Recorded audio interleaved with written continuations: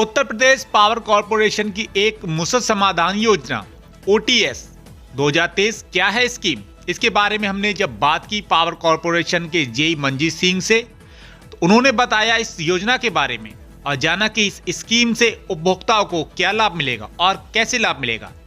देखिए बरेली से अरशद हुसैन की खास रिपोर्ट।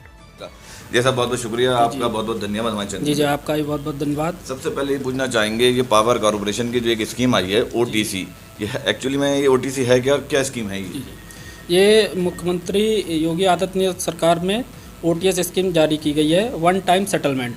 इसमें क्या होता है, बिजली का जो बिल है, जो कुछ उपभोक्ता हमारे जमा नहीं कर पाते समय पे, तो बिल पे सरचार्ज ऐड होता रहता है।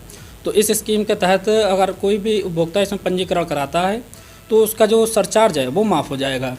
जो कनेक्शन हमारे कई तरह के होते हैं, टैरिफें अलग अलग होती हैं, तो सभी पे सरचार्ज अलग अलग टैरिफ के साथ अलग अलग छूट मिलेगी।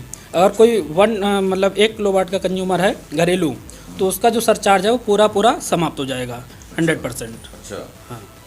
और लेकिन इसको ये है, आप 31 अक्टूबर का जो बिल है उससे पहले तक ही एप्लीकेबल है, उसके बाद के बिल पे नहीं रहेगी, और ये दिसंबर तक आपकी एप्लीकेबल रहेगी। ये स्कीम 31 दिसंबर तक है बस? जी 31 दिसंबर तक एप्लीकेबल है, उसके बाद इसका लाभ नहीं मिलेगा। अच्छा, जो मतलब जो बिजली चोरी के जो हैं बिल, जो बकायेदार हैं बिजली चोरी के, उन्हीं लोगों को इसका लाभ मिलेगा? जो मान लिया जिसके बिल हैं बकाया चल रहे हैं बिल किसी के, उन लोगों को भी इसके लाभ है क्या? दरअसल दोनों के लिए है। जो बकायेदार हैं उनका सरचार्ज इसमें छूट जाएगा। बाकी जो मुकदमे पहले से पंजीकृत हैं, जिस पर जुर्माना बना है, उपभोक्ता जमा नहीं कर पा रहे हैं, तो उनके उस जुर्माने में 65% तक छूट प्रदान की जा रही है। ये इसका सबसे अनोखा पहलू है। इससे पहले भी कई बार स्कीम आई है, लेकिन उसमें विद्युत चोरी के मुकदमों को शामिल नहीं किया गया था। ये सबसे अनोखी चीज़ इस बार की गई है कि इसमें विद्युत चोरी के मुकदमे जो हैं उनको भी शामिल किया गया है, उस पर छूट दी गई है।